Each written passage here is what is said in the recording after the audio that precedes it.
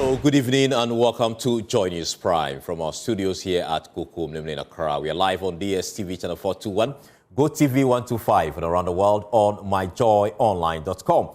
I am Carlos Kalomi. Tonight, close to 2,000 questionable road claims valued at 72 billion cedis risk cancellation as government prepares to expose companies accused of filing fake documents and billing for projects that never happened. Also, President Mahama assures ongoing Accra-Kumasi dualization project will not be abandoned, as he says the new expressway will run alongside existing dualization. And minority accuses government of hounding heads of independent constitutional bodies, describing the petition against the OSP as made up. We have more from Parliament.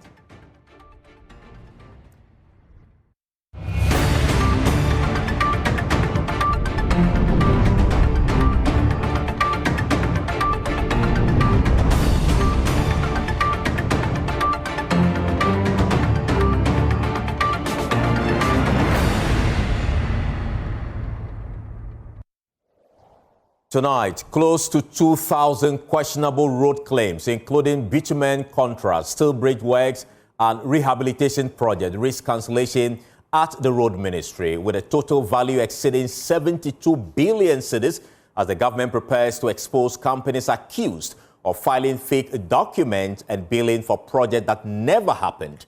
Exclusive data available to Joy News Research shows a staggering 4.7 billion cedis already thrown out, including over 100 million cedis in rejected Ofankor-Nsawam road claims and controversial solar street light deals.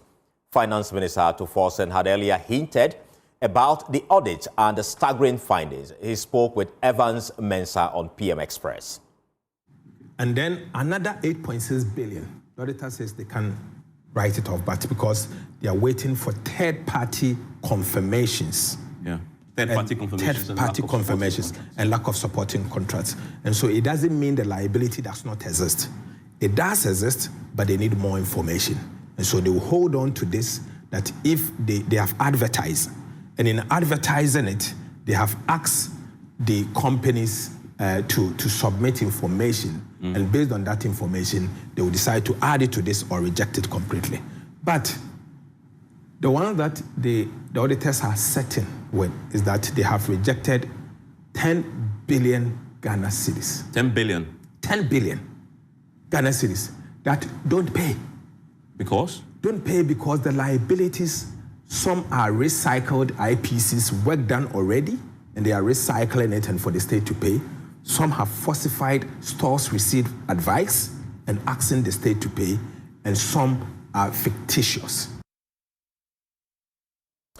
Well, head of Joy News Research has been looking deep into this particular issue, and he joins me in studio with the very latest. Kofi, tell us more. In fact, this was it's actually a very, very bulky data that we've been mining since morning to actually break this down, because the minister had made mention of that and we needed to make sense of the story behind the numbers. So as you can see on the smart wall, 1,901 road claims or road contract claims, according to the Auditor General's report, or the Auditor General's database that we've been mining this data from, are questionable claims, and some of them actually risk cancellation. What do we know so far in terms of the breakdown?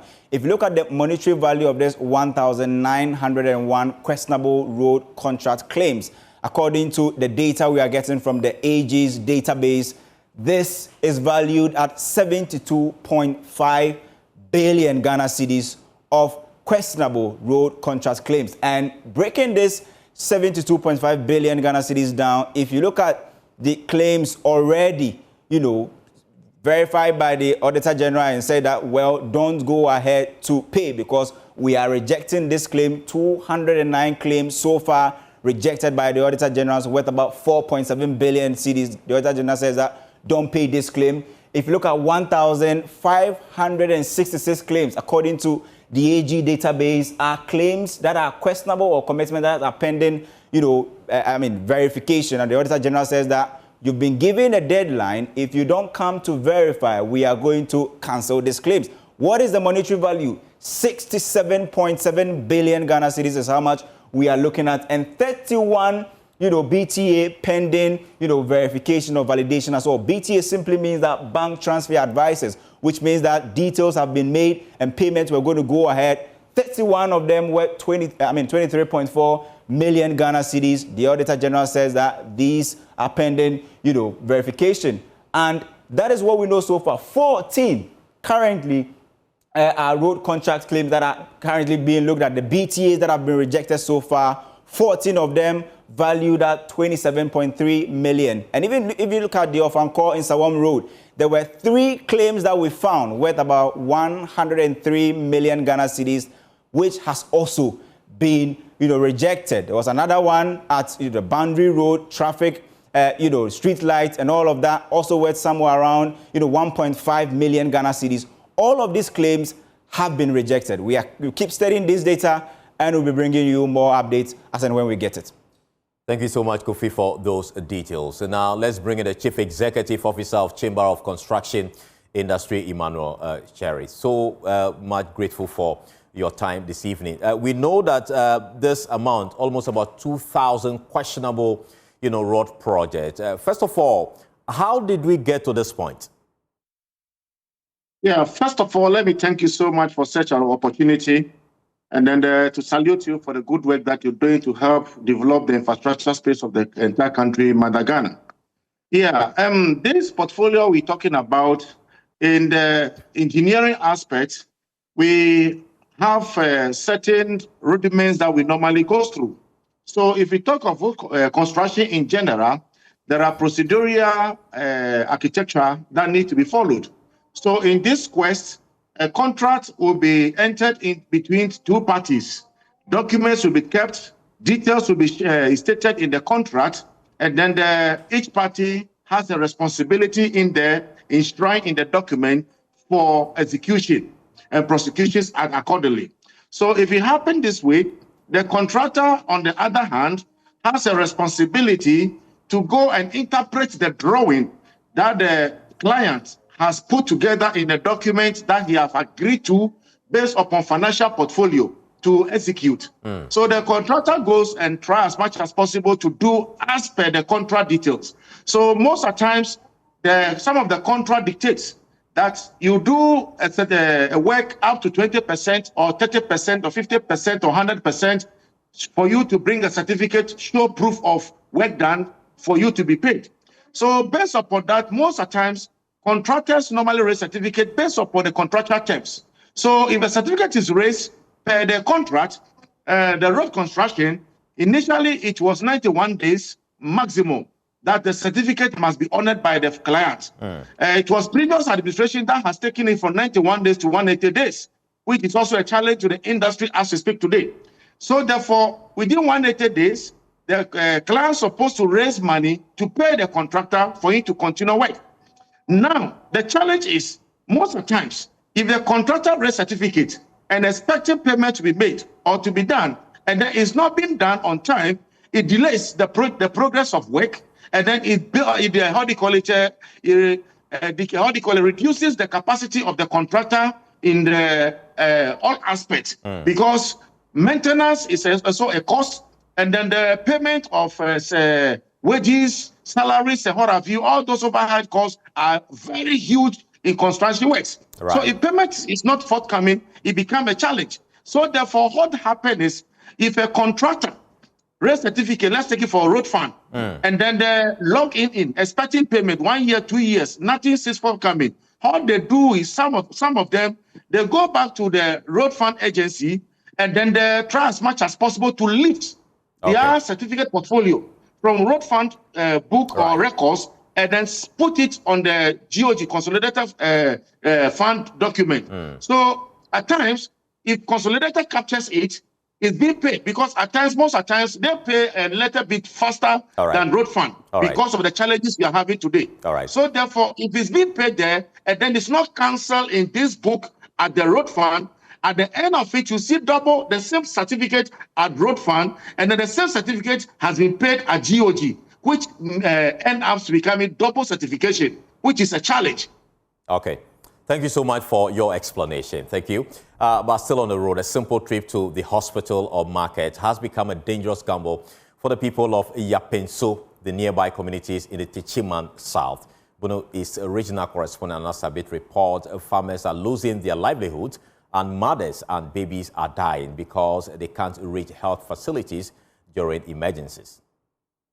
This is the promise of Yepemso from above, a land of plenty, rich with agricultural potential. But this is the punishing reality on the ground. The road that links this community to the Chiman is not merely in despair. It is a crisis on wheels, a barrier trapping residents in a cycle of struggle. Kobna Ansu Ayiri angrily shared with us how everything they grew here turns to waste due to the terrible nature of the road. Our roads get bad whenever trains and vehicles find it difficult coming here, especially when we cross that hill. And when this happens, we struggle in getting our farm produce to the market, and this means our farm produce gets stuck here and we run into some financial losses. But as communities grapple with a broken transportation system, another more basic crisis flows through their daily lives: the lack of clean, potable water. We also don't have water and electricity, and the road to the riverside is quite too far.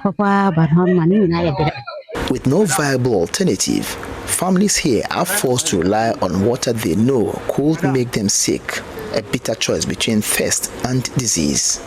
The water we drink smells a lot because animals like pigs bath and drink from the same water, but we have no choice but to drink from it like that.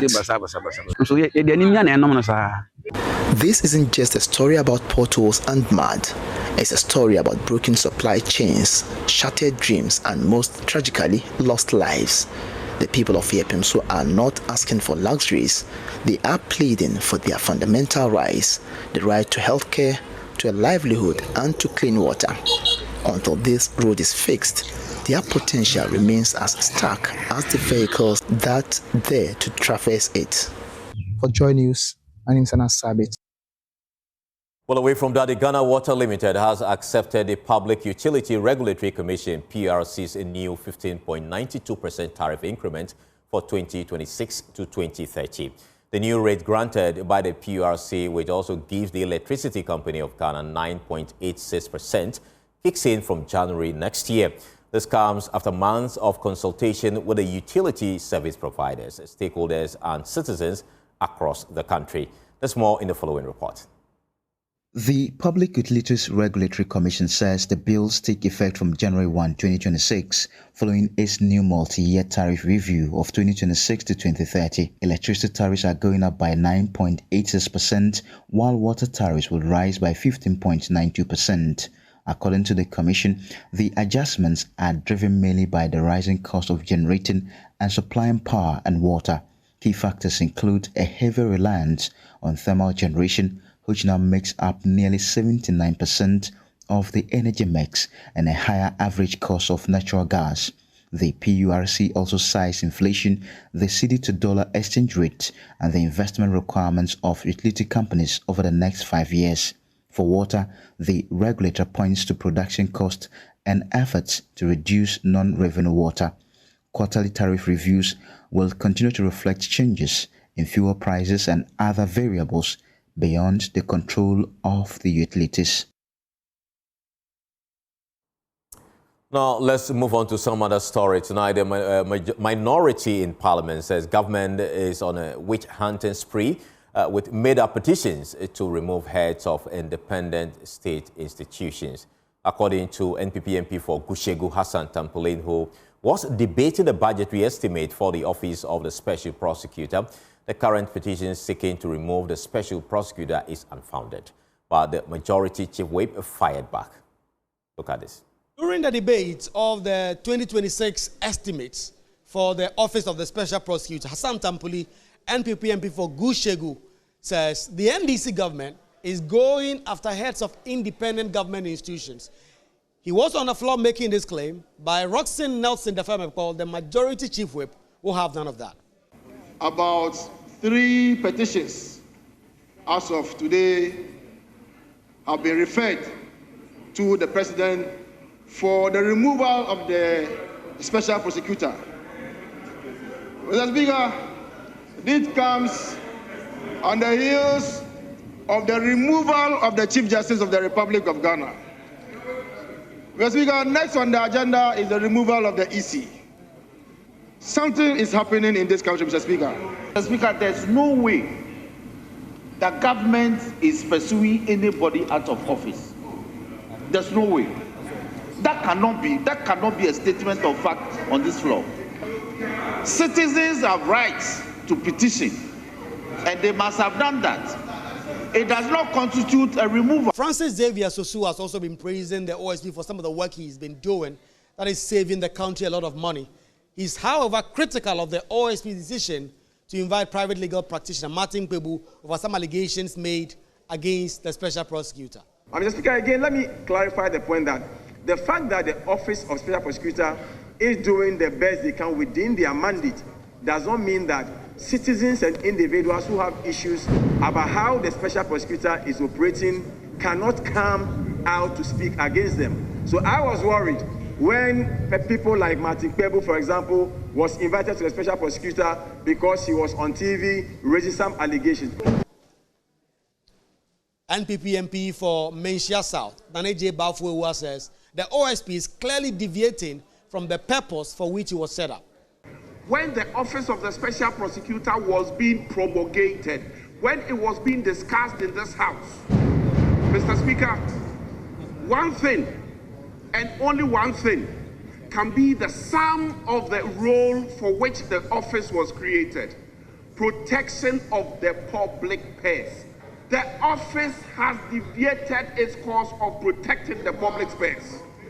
Mr. Speaker, complete deviation. The OSP invariably got 158.9 million Ghana cedi to spend for 2026, with the House unanimously approving those estimates, even as they go ahead to deal with the estimates of the various other ministries, departments, and agencies. Let's take you now to the central region, where chiefs of the Agona-Nyakrom traditional area are calling on government to take urgent action against illegal mining in the eastern region upstream of the Yepemso River. Though the community previously resisted galamsey on its own land, renewed activity upstream has now polluted the river, the main source for the Kwenyako water treatment plant, serving Agona-Nyakrom and surrounding communities. Emmanuel Jivano has more in today's episode of Dear Mahama #StopGalamsey. The chiefs in the Agona-Nyakrom traditional area are in a council meeting. They are meeting because an old wound has been reopened. If galamsey, yankasa, penifo Ghana, ebin bunim hubi. Me ko hwe ba, minister ko to machine na galamsey. Years ago, they fought and stopped illegal miners who attempted to dig close to the Yepemso River within their lands. They resisted and protected the river. They won the battle, but the war has returned. The river they saved is dying because of illegal mining in Apepem of the eastern region. Now, for about 10 years, yes, no. It's a this is no. It's a the swani pako Apepem. Ko share ninti no. Asesa no. What bad no report or the bad say galamsey. Utu galamsey. The Kwenyako treatment plant, which feeds about 10 districts, is now struggling to feed even one. As the chiefs sit in council, frustrated by the galamsey crisis upstream, the impact hits residents like Kofi. He has no choice but to use the polluted Yepemso River to wash his family's clothes. He said,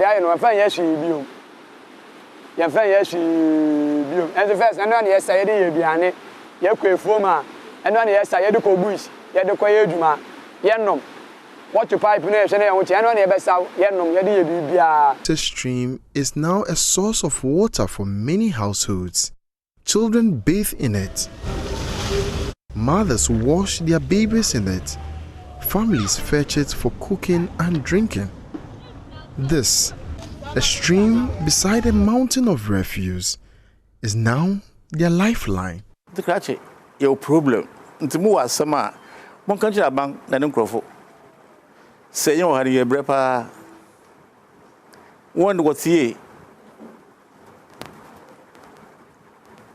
Then and soon you have cry. What you are capable of reaching.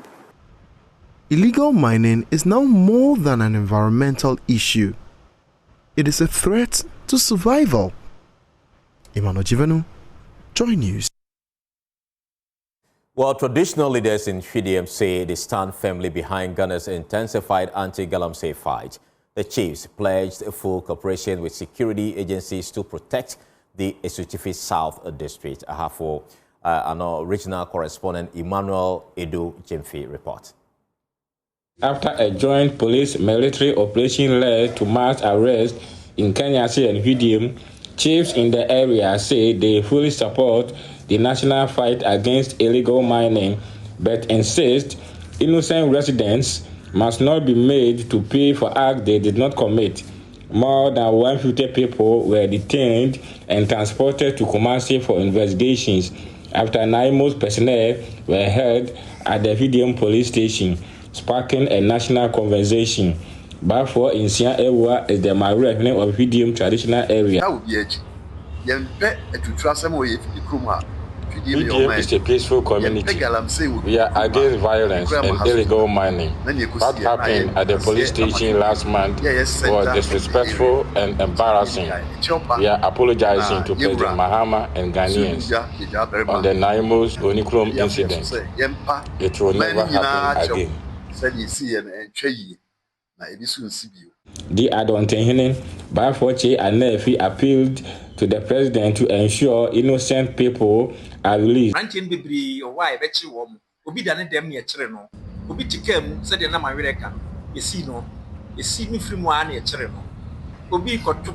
of the people arrested were innocent travelers, traders and farmers. We are urging President Mahama to get them released and let the law deal with those found guilty.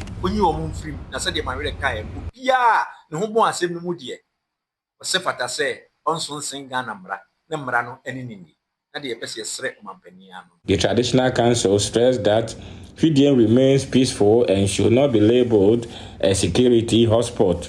Nana Esifi Jima Dadiakon is the Benkumene. Fidiam dimboni biani ha. Abonefusem biani ha. Fidiam is a law-abiding community. Most of the people living here are strangers and people of diverse backgrounds.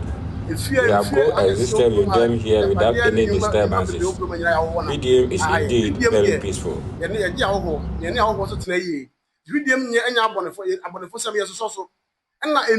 According to Nananom, Fidiam welcomes traders, investors, and travelers, rejecting any attempt to portray the community as unsafe.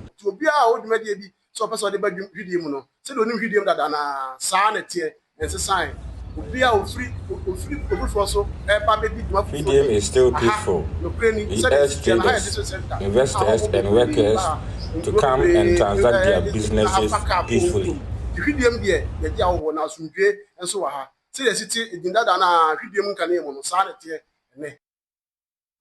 You're watching Joy News Prime. Still to come, President Mahama assures ongoing Accra-Kumasi dualization project will not be abandoned, as he says the new expressway will run alongside existing dualization.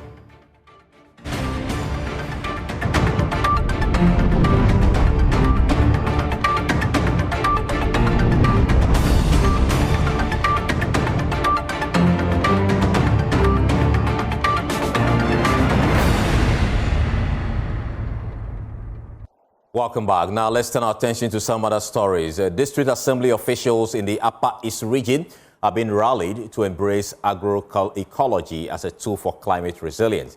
The Center for Indigenous Knowledge and Organizational Development brought them together on an agroecology caravan tour to see the practice firsthand. Albert Sorry reports. For over 5 years now, The Ghana agroecology movement has been advocating for the adoption of natural and environmentally friendly farming methods in the country. The Center for Indigenous Knowledge and Organizational Development, CICOD, recently brought together district assembly officials, including coordinating directors, budget and finance officers, as well as environmental officers from 3 districts of the Upper East region to discuss the benefits of agroecology. The meeting, which was dubbed the Agroecology Caravan Tour, included a field trip to an agroecology farm in Karmenga, showcasing practical applications of the approach. Deputy Executive Director for CICOD, Wilberforce Lati, emphasized the need for a shift from chemical-based farming to agroecology. We are ingesting too much chemicals. And the earlier we begin to, as a nation, to trying to reduce the level of chemical injection through the type of conventional agriculture that we are doing, the better it will be for all of us. Agroecology hinges on our indigenous practices. The issue about recycling, synergy between crops and animals and all that, biodiversity, these are all elements or principles of agroecology. And we believe that if we embark on those things, we will not rely so much on external inputs for agriculture. Some of the participants of the Agroecology Caravan Tour spoke to Joy News. It is important that the assemblies go a step further to allocate funds for agroecology. As policymakers or policy implementers, we need to go back to the roots and see how best we can also still adapt the indigenous knowledge that we more or less have forgotten about them or have decided to adapt to the foreign ways of doing things. For Joy News, Albert Sori, Bolgatanga. Well, the National Peace Council is warning against rising insightful religious comments that threaten national peace. The council is urging the public to avoid utterances that could inflame tensions between Muslims and Christians. Ramat Bashiru's report read to you. At an engagement with students of the Christian Methodist School in Accra, the Peace Council urged the public to avoid divisive statements and to resolve sensitive issues through dialogue. We at the Peace Council do not want to be part of the very sharp and provocative, comments that are being made. Can hear some of the very extremist viewpoints that are being shown awash on the social media, which is really disturbing the peace that we have enjoyed and the good relationship that we have really experienced over the years. We are discouraging further extremist comments, further provocative comments that seek rather to create entrenched positions, but to use dialogue. And if you ask me, out-of-court settlement of this thing. I don't support and I don't uphold the idea that such matters of religion should be settled in the court. The Peace Council is there, and we have made some efforts. And I think that we should be able to move along and then be able to settle our misunderstandings. The Council's Director of Capacity Building and Outreach, Janet Kuma, cautioned students against using religion to justify indiscipline and stressed that mutual respect is key to preserving national harmony. Religious intolerance is also gradually creeping into our schools in various forms. Some of them may even be issues of discipline. They should be disciplined, and that over the years, Christians may have attended Muslim schools, Muslims have attended Christian schools. I pray that we can find that middle ground where we won't go to the extent where Christians are now fighting Muslims. We want to avoid that. The Peace Council is urging students and the wider public to embrace dialogue, understanding and respect across faiths, saying the protection of Ghana's religious peace depends on everyone. I pledge to be a good citizen of Ghana. Well, insanitary cooking practices persist in many parts of Accra despite public sensitization campaigns. Some food vendors operate without a valid health license for 4 years. Stephen Mensah reports.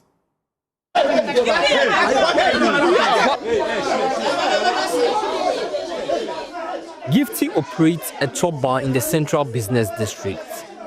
She has been summoned by the Metro Public Health officials for operating under unhygienic conditions. Every year, I was saying, Inti esi atumi nkrata na wose enya mo ansa wato nyan nkra hunni bi anti gift ya show usama nkrata ni je na unja ade ni ton sisi na unsiesie anu nyina nwie na un report back to AMA tankans for besan ba na abehwe ye hwe na unedie no edane kwan so na ma wa start. I am trying to sell all this for food today because that is the only way I can earn them. Once I finish selling, I will comply. If I don't sell it now, the fufu will get spoiled. Then there was me caught spraying gas cylinders in the open yard without personal protective equipment.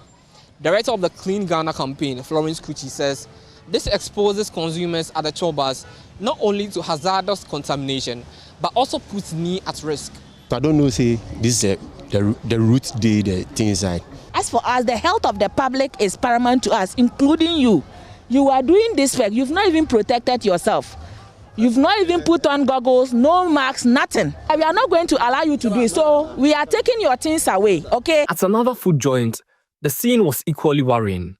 Ingredients meant for cooking were placed directly on the bare ground, exposed to dust, wastewater and pests. It was not intentional for the ingredients to be on the ground, nor do I want anyone to fall ill. I also eat the same food that I sell. Director of the Clean Ghana campaign, Florence Kuchi, says the mission is simple: to ensure safe sanitary conditions in the market and also to ensure the general public is protected. From the Central Business District, here in Accra, I am Stephen Mensah, reporting for Joy News. Well, confusion erupted at Kejetia market as traders resisted a Kumasi Metropolitan Assembly decongestion exercise.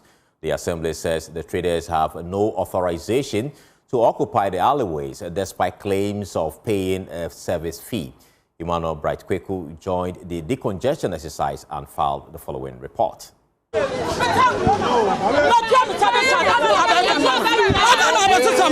There was a scuffle between some traders at the Kejetia market and the KMA Decongestion Task Force.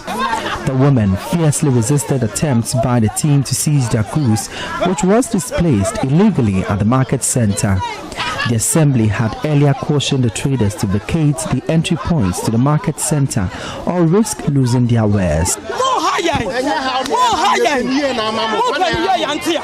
The women alleged paying a service charge to legally occupy spaces along the alleyways of the market.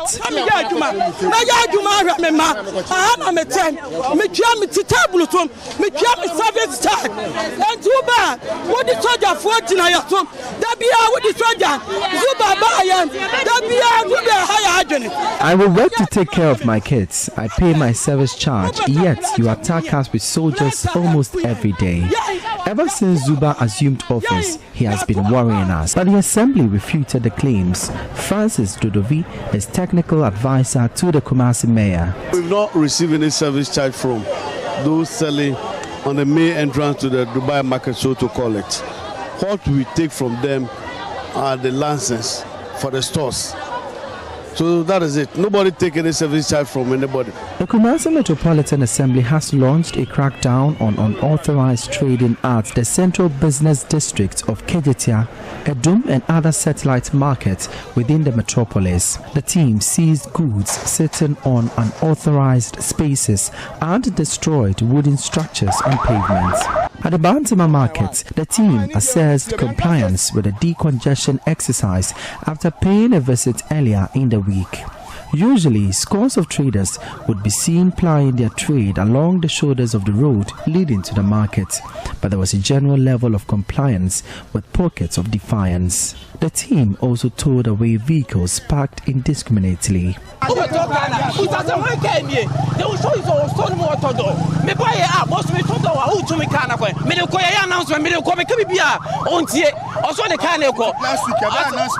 here. I just came to the shop to buy stores. The assembly says it remains committed to easing vehicular and human congestion at major trading areas. For Joy News, my name is Emmanuel Bright-Kweku.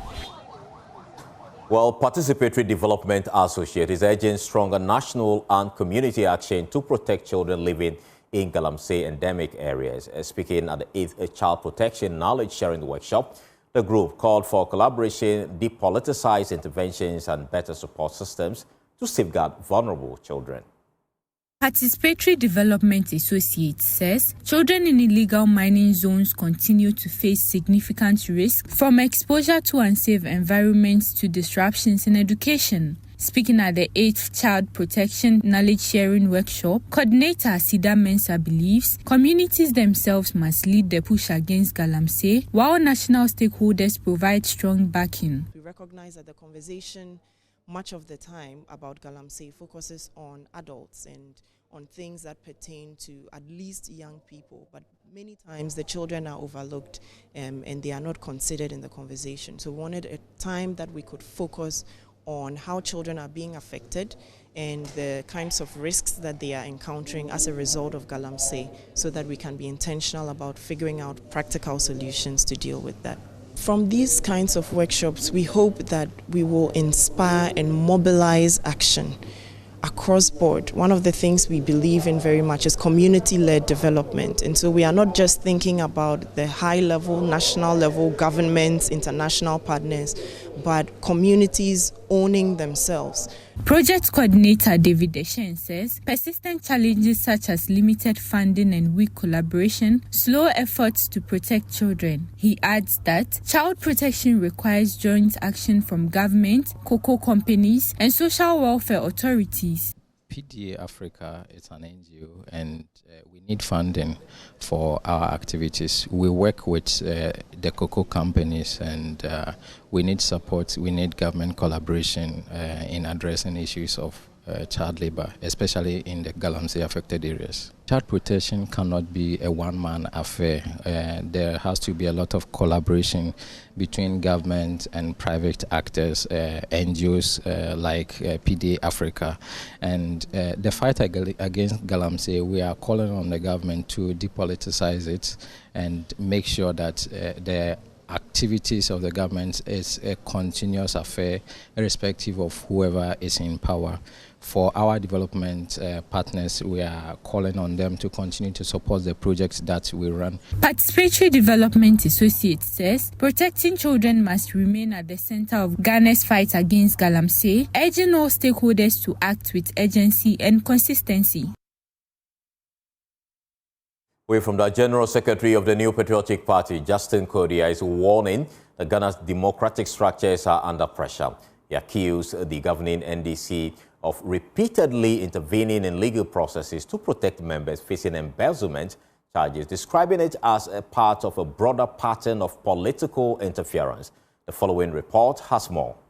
Well, it may have been a long time coming, but the opposition New Patriotic Party has finally launched its much anticipated amended constitution. The party's General Secretary Justin Kejetia said this constitution had become necessary, especially following their heavy defeat suffered in the 2024 presidential and parliamentary elections. I'm proud to say that this new constitutional amendment, we have painstakingly looked at how our communication has been run in the past, even from the time of AGCC to date. And we have made reforms to make sure that we address issues of communication and prevent our opponents from always going with propaganda against our party. Well, Justin Kejetia raised a number of issues. Particularly was the Pandai seat, which is now hanging in the balance. We have seen that disturbing pattern of filing nolly prosecute to free their members who were standing trial for allegedly embezzling huge sums of money from the state. We have seen attempts to capture state institutions, including the judiciary, and efforts to usurp parliamentary seats we have won or they have legitimately lost.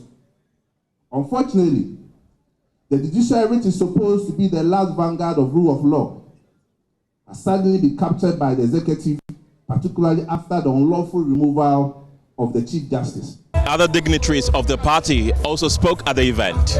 Constitutions and rules alone do not win elections. people do. It is our collective dedication to the ideals enshrined in the amended Constitution that will make the difference. Our enduring principles, clear processes, and a collective commitment to a common cause that will transform the New Patriotic Party. From the party's headquarters in Accra, Kenneth Jesse for Joy News. Well, President John Dramani Mahama has assured that his administration will not abandon the ongoing dualization of the Accra-Kumasi Highway, emphasizing that the proposed new Accra-Kumasi Expressway will run alongside the existing project. He made his promise during an inspection exercise of the 33.3-kilometer Ofankor-Nsawam rehabilitation project. And we'll bring you details of that particular report in our subsequent bulletin. But let's shift our attention.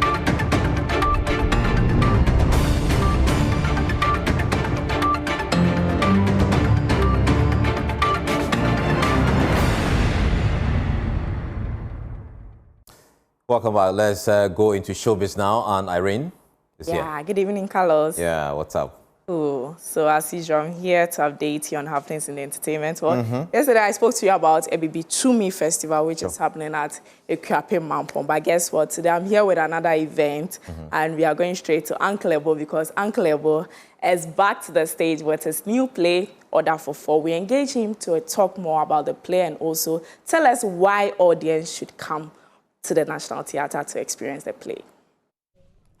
December is here and Ghana's entertainment calendar is already filling up. One of the big events this festive season is a new stage production from celebrated playwright Uncle Ebo White. Rovermont Production is out with a new play titled Order for Four.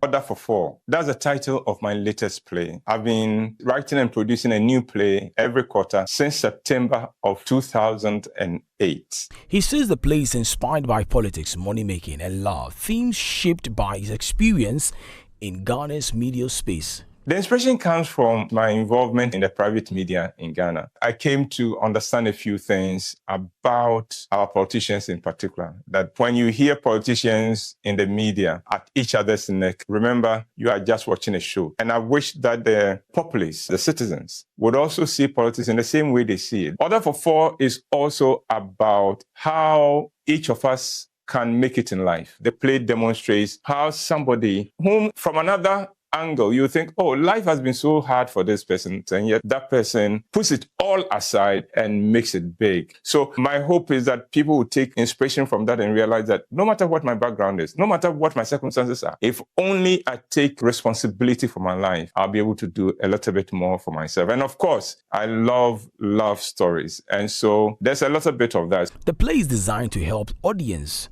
relax and distress as the year ends. Every play has its own character. It is set in a restaurant. The characters, each of them are very, very different. It has its own vibe about it. National Theatre is a venue. The dates, the 5th, that's Friday, we do one show. It starts at 7. On Saturday, the 6th December, we'll do 2 shows, 4 o'clock, 8 o'clock. And then on Sunday, the 7th of December, we do 3 shows, 1 o'clock, 4 o'clock, and 8 o'clock. You want to buy a ticket, cover short code *365*535#. To Uncle Ebo White, this play is also a reminder that Christians must stay committed to personal growth.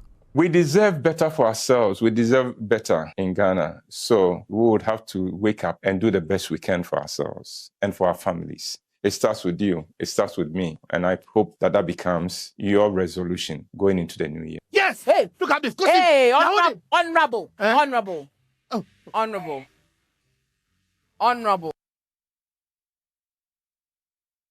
we have it from Uncle Ebo. You know Uncle Ebo and his plays. Sure. He never disappoints. So you should be at National Theatre to watch his new play. Now I take you to Nana Asase, where he is also having his By the Fireside event. This is the 9th edition, and he is inviting you to Alisa Hotel to experience, Ghanaian storytelling.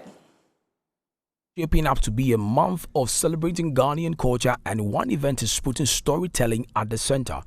One of Ghana's leading voices in literature and cultural expression, Nana Asase, is back with the 9th edition of a mental picture series called by the fireside. When I set up agency, I didn't just set up agency. I set up an annual series called the Mental Pictures series. Mental Pictures is an annual night of literary renditions and cultural expressions. And this year I'm having the 9th edition. Okay. So every year has a different theme. Okay. We've had Bijina Reloaded. Yeah. This year we're having By the Fireside. Okay. Which is something it's a service we offer to clients. Sometimes we hold smaller events, but we thought, okay, let us have By the Fireside, the 9th edition. Let's sit under the 9th moon, sit by the fire with our old people, with our young people. Let's tell stories. The event celebrates Ghanaian storytelling, bringing together young and old to share stories, music, dance, and traditional games. Storytelling is one of the few arenas where the young and old can communicate freely. Right. So you are telling the story. I am one of the people telling the story. Okay, there are a lot of people, but it's not just, poetry comes with a lot. It comes with music, it comes with dance, it comes with games. There are Ghanaian games we've played that we've forgotten or we don't even play anymore. We're coming together to reminisce, tell stories, have cultural immersion. People from the diaspora, people from different parts are coming.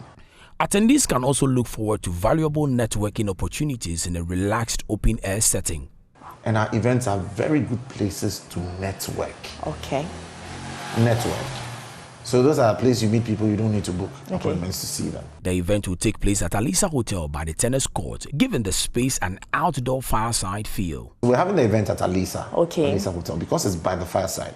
We thought to use the tennis court. It gives us enough room, open sky, by the fireside effect properly. Yeah. So on 12th December, that's next week Friday. We have by the fireside. A ticket is 250 Ghana cedis. For everybody? For everybody. If you want to have a family package, you can still reach us and then we will sort you out. You can call 0244 924 932. This is a night of Ghanaian cultural immersion, a chance to experience music, dance, storytelling, and community under one roof by the fireside. Time has no gender. Time betrays no emotion. Time is not your friend. Time shows no favor. You see, you are passing too quickly. All right, so Carlos, that's all I have for you today on Showbiz. I hope you attend one of them. I will. Or even both. Uncleable. Yeah. Be there. Then you go to Nana Asase. Maybe. All right, thank you so much. Before we go, news just in. Lawyers for private legal practitioner Martin Pebu say he has been detained by officials of the Office of the Special Prosecutor. His detention followed his appearance at the OSP in response to an invitation. He was arrested for allegedly obstructing an OSP officer during that visit. And then we'll give you details of that in our subsequent bulletin. You can also go on to myjoyonline.com to get details of that particular story.